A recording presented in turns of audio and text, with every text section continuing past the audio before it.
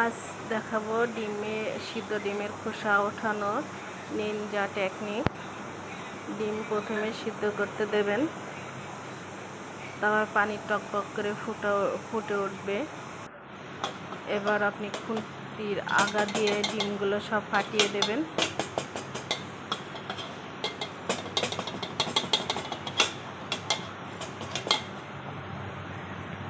ফাটানো হয়ে গেলে তো আবার একটু সিদ্ধ করে নেবেন।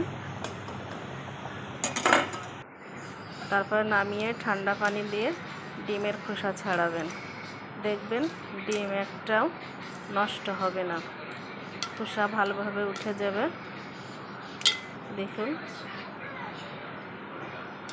একটা ডিমও চুলতে সমস্যা হয়নি খোসা ওঠাতে। আপনারা এইভাবে ট্রাই করবেন, ইনশাল্লাহ ভালো হবে। আমার চ্যানেলটি সাবস্ক্রাইব করবেন, পাশে থাকবেন।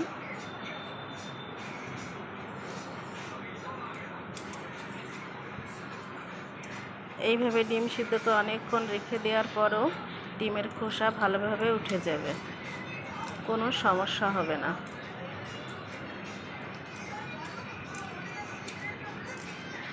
বাসায় এইভাবে আপনারা ডিম সিদ্ধ করবেন।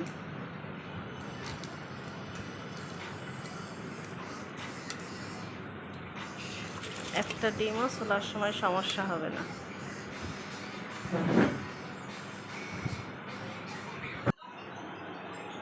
দেখুন, আমার ডিমগুলো একদম ফ্রেশভাবে খোসা উঠে গেছে, কোনো জায়গায় কোনো সমস্যা হয়নি।